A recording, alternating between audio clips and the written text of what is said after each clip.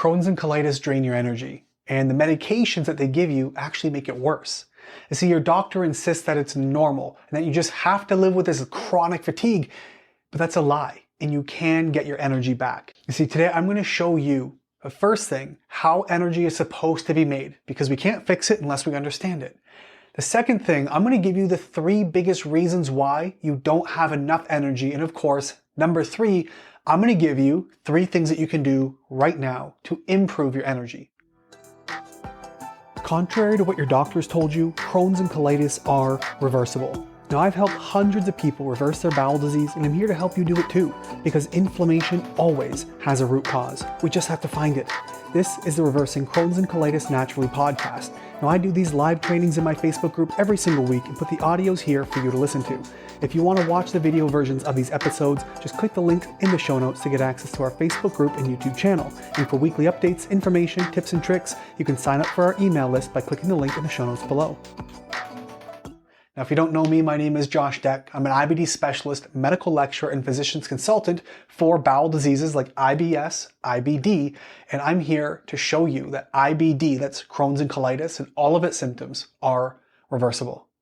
And today I'm going to show you how you can get your energy back so that, of course, you can get your life back. Number 1, I want to talk about how energy is made. There's a couple of things that have to happen for us to make energy, but step 1 is a simple transfer of food to fuel. Duh. We eat, your body takes that and turns it into energy. So your body breaks down the food. It breaks it down into glucose and fatty acids and amino acids, all these nutrients. These are the building blocks your body needs to make energy. You can't make energy out of nothing. You have to eat and your body turns it to energy. The second thing that happens is going to be dealing with oxygen. Your body actually has to take oxygen and it combines it with that fuel and it produces something called ATP. This stands for adenosine triphosphate. This is a little molecule that your cells need to have all the energy and do all kinds. These are the building blocks that we're using here. These building blocks from oxygen and food travel to your mitochondria inside the cells. This is where energy is made. They travel to the mitochondria. These are like tiny energy factories. There's thousands of them in every single cell. And inside that mitochondria, oxygen combines with this fuel and it creates that ATP energy. Ta-da! If you think of ATP, it's kind of like your body's rechargeable battery, right? It powers everything from thinking to movement and exercise and the works. We need it for cellular health. And then what happens after this mitochondria is made, we have to take the waste or the byproducts and send them out of the body. Your body gets rid of the waste. It makes ATP, just like you when you eat, you pee and poop. Your mitochondria produce byproducts like carbon dioxide and water, and your body needs to remove it to keep things running smoothly. You wouldn't want to run around with a full bladder or bowels full of everything. You have to get it out. So you're a mitochondria, right? So you have to take food, turn it to fuel, it goes into the cells, combines with oxygen, it makes energy, and they get rid of the waste. That's how energy is made. That's the simplest form. The problem is, IBD, Crohn's and colitis, interrupt the process for a few reasons. Now, if you're dealing with fatigue, let me know. Just drop a comment below, number 1 to 10. 10, it's like, dude, I can't get out of bed. Number 1, like, man, I could join the Olympics right now. I got so much energy. Let me know from 1 to 10. How tired are you? A 10, you're just trashed, can't think, can't move, can't get out of bed. A 1, you have all the energy in the world. Let me know down below how much energy or how fatigued do you feel you are from 1 to 10, 10 being trashed. Let me know. We can work through this together. So let's talk about this. IBD interrupts this ATP, this energy production for a few reasons. The first thing we're going to see is going to be inflammation. Now, this might sound like an obvious one, but why does it happen? IBD is inflammatory bowel disease. Means you are inflamed. When you are inflamed, you are not absorbing the nutrients properly, right? If you have an ankle that's swollen or inflamed, your job is to walk. You can't walk as well or as far. But if your bowels are inflamed, they can't do their job either, which is absorbing nutrients and bringing them to the cells. So you're going to be deficient in all kinds of stuff like B12, iron. You might be deficient in B9, which is folate, not folic acid. So we're going to have some basic deficiencies. When we're depleted in nutrients, we are depleted in energy production. We need these building blocks to create energy. The second reason you're going to be exhausted is due to infections. What do infections have to do with it?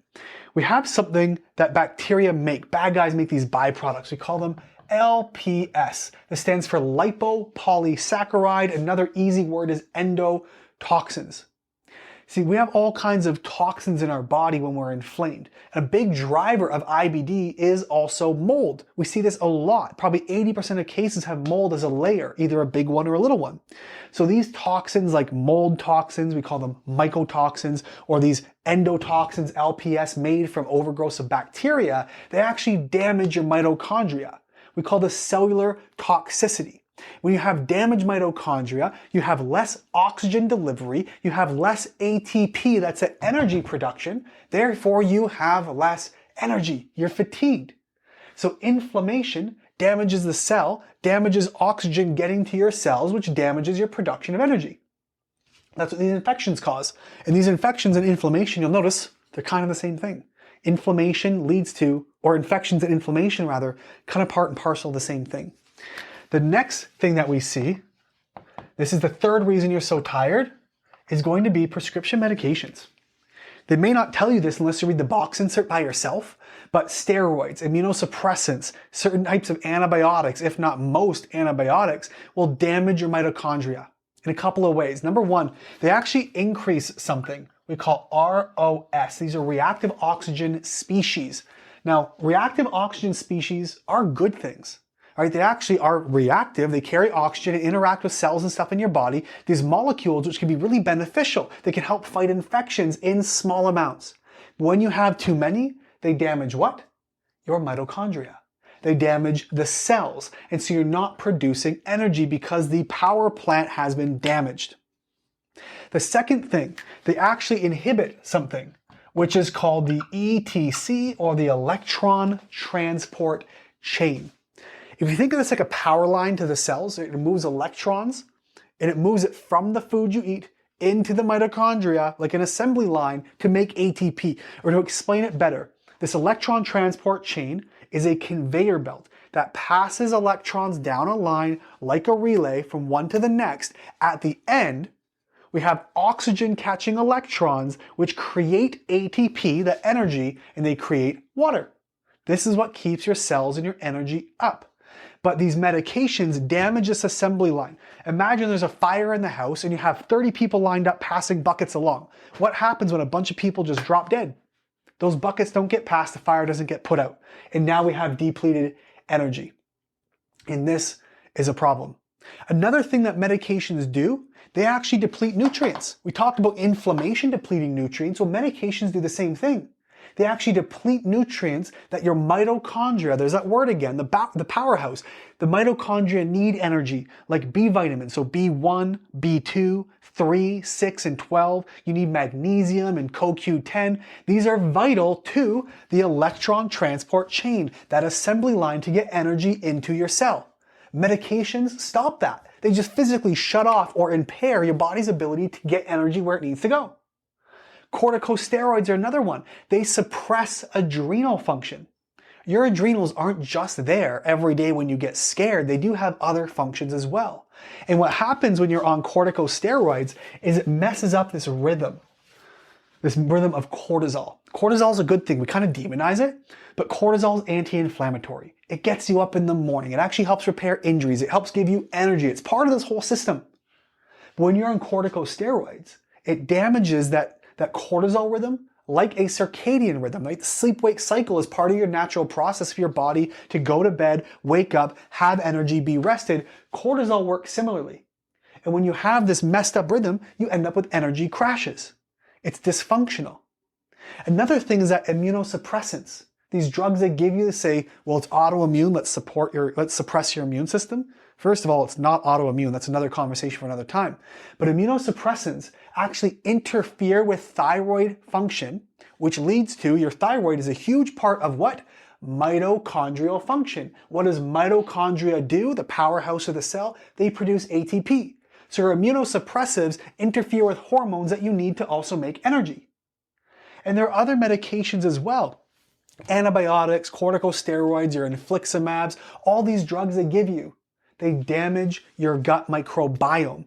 We need all these microbes inside of your body to produce healthy energy, to produce, some of them produce vitamins. We need them to break down, digest, absorb, to heal and seal your gut, to regulate inflammation, which we know leads to energy depletion. And so these medications damage your gut microbiome, which leads to what? Increased LPS. Same thing that these infections cause, these endotoxins, which leads to more what? Damaged mitochondria, which means less ATP, which is the energy your body needs. Here's the thing.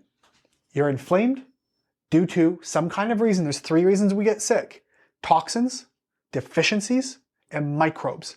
Toxins can be anything. We talked about infections. Toxins can be mold. It can be heavy metals. Toxins can be everything from pesticides and glyphosate to microplastics to chronically high stress or blood sugar. These are going to be toxic. Deficiencies, all your basic vitamins, minerals, amino acids, sunlight, exercise, oxygen, fresh air, movement. You can be deficient, makes you sick. Or microbes. They're infections or overgrown or undergrown. And we have imbalances which lead to toxins. This is why we get sick. Toxins, deficiencies, and microbes. And so inflammation, infections, and medication contribute to those things, which contribute to a breakdown of your cells and your mitochondria, therefore less energy. So the question has to be asked, what can you do right now to improve your energy? Here are 3 things you can do right now to start improving your energy. Number 1, we're going to start on earthing. I'm going to put these together in stress management. What is earthing? Earthing is exactly what it sounds like. It is touching the earth. When your bare foot come into contact with the sand or water, which is connected to the earth, or grass, you touch trees like a tree hugger hippie, this actually discharges all these negative ions inside of your body. And what happens, it's really interesting. Remember, we talked about why you're so exhausted. Poor oxygenation is a big one. So earthing improves oxygen. I'll show you how. When you are inside of a building, indoors, surrounded by EMFs and Wi-Fi and cell phone signals and all kinds of stuff, what happens inside your bloodstream, all your blood cells, they tend to aggregate together, kind of like static cling. They're charged the wrong way. What happens when you go earthing, 10 to 15 minutes of just putting your bare foot on the grass and you come back inside, if you were to look at your blood under a microscope, suddenly they're all spread out. What does that do? It increases the surface area, meaning you have more room for oxygen to bind, which can increase your energy, increasing mitochondrial function and ATP production. And of course, while you're earthing, it de-stresses you. We talked about those cortisol rhythms. Well, if you're stressed out chronically on a nonstop basis, guess what happens? It further disrupts that cortisol rhythm, making you more tired. So earthing and stress management.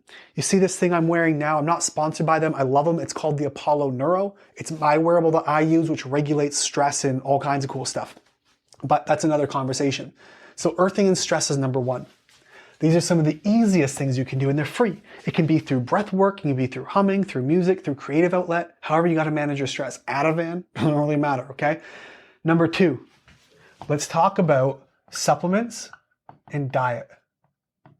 Well, we talked about how all these processes damaging your cells or increase ROS or reactive oxygen species, we can have oxidative stress, oxidative damage. So we want to be consuming what?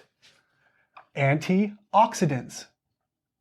Now, there's some people who advocate for carnivore. I'm a big fan of animal-based, but I eat like a pound of berries a day. I'll go and get the organic frozen berries and make like an ice cream out of it. But these dark berries, blackberries, blueberries, reds, pomegranates, and raspberries, if you're into leafy greens, they contain antioxidants, which can help your body repair some of the damage. And while we're on it, we're giving our body the nutrients it needs. There are supplements that we can take. Now, you may still have trouble with absorption, so taking extra amounts or supplementing it can make sure you have enough that your body might have better opportunity to absorb those nutrients. And that can look like things like magnesium, zinc, or CoQ10. These are super important for mitochondrial function. Of course, B vitamins. And you get what you pay for. If you get cheap B vitamins, you're going to get cheap results. You want methylated, proper B vitamins. We can also use things like omegas.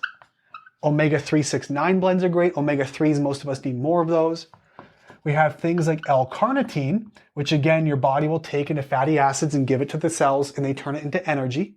We can also use stuff like vitamin D, which you get from the sun, selenium, which your mitochondria needs, of course, to clear junk out. And we can also grab something like ALA, that's alpha lipoic acid, also great for inflammation and your mitochondrial health. There are some mitochondrial blends or cellular health blends that'll have all this good stuff in it, so don't have to worry about trying to find your own. The third thing you gotta be doing is looking to repair your gut and your microbiome. This might sound like a stupid one dealing with IBD, but here's the thing. You're not inflamed randomly. IBD is not this random autoimmune genetic condition. I have lots of conversations on that through videos and podcasts. We're not going to go into it now. But we've shown through the data, it's not autoimmune, it's not genetic, and it's not random. There's lots of reasons why this happens. And so what we have to do is figure out your root causes. But we get sick, remember, for 3 reasons. Some kind of toxin. The number one toxin I see in IBD is mold. Even if you don't think you have any, I don't see it in my home is new, doesn't matter. Could be mold. That's the number one toxin I see, next to heavy metals, environmental, poisons, stress, glyphosate, those things. The second thing is deficiencies again. Basic movement, vitamins, minerals, sunlight, water, all the good stuff. The third thing we see, hugely implicated, is fungal overgrowth. These are your microbes. We see parasitic infections. We see Clostridia, which is another species of microbe overgrown. We see general dysbiosis, hidden viral infections like Epstein-Barr or CMV, which is cytomegalovirus, all kinds of stuff hidden in the depths. But your roots are some kind of toxin, some kind of deficiency, and some kind of microbe. Those are the only 3 reasons human beings get sick. When you find those, that is like, it's kind of like pouring gasoline on a fire. This is stopping the gasoline. It may still be burnt up, but we can repair that microbiome, repair that gut lining, but we have to take steps to stop the thing that's causing inflammation. You see, someone's going to be listening to this right now or watching this and going, you know what? That sounds awesome. What's a supplement I can take? Not the answer. You have to get through the roots through a very carefully curated, understood process of what your roots are. You can take all the supplements in the world to repair your gut lining and your microbiome, take all the probiotics, all the mitochondrial stuff. That's great. I'm not arguing with that. But if you're trying to put out the fire, you have to find and turn off the gas leak. Otherwise, you are constantly chasing the reason why you're inflamed or the symptom of inflammation rather than going to the reason why you're inflamed. So we have to go through those root causes first. I got tons of videos on that. Dive into those. You're welcome to get to them. I have a whole podcast on just IBD. But for those of you who are like, man, I don't want to figure this out on my own. It doesn't make sense to me. I spent years trying to figure it out and I'm sick of it. We can help. Now, if you're watching on YouTube, you're listening on the podcast and you want to get some help, there's a very easy way to do that. We can talk about a custom program built for you. All you got to do is just check the links in the notes below. And we'll jump on a call, see what's going on, if we can help you, what that looks like, and we go from there. One of my favorite things to hear as an IBD specialist is something along the lines of, I learned more from you in 15 minutes than from my doctor in 15 years. And if this for the first time is really starting to click, and it's starting to make sense, and you're going, wait a minute, this might be reversible. I think there's more that I can do. This condition came out of nowhere. It happened to me out of the blue. I was healthy for 10, 20, 30, 40 years, and suddenly I wasn't, and you're telling me there's no cause. If you're understanding finally that there is a cause, that something is driving this, I want to invite you to check the link in the show notes below. Send me an email, ask a question, see if a program is a right fit for you, because I promise you, this doesn't have to be a lifelong sentence. You're not doomed to this, and IBD can be reversed.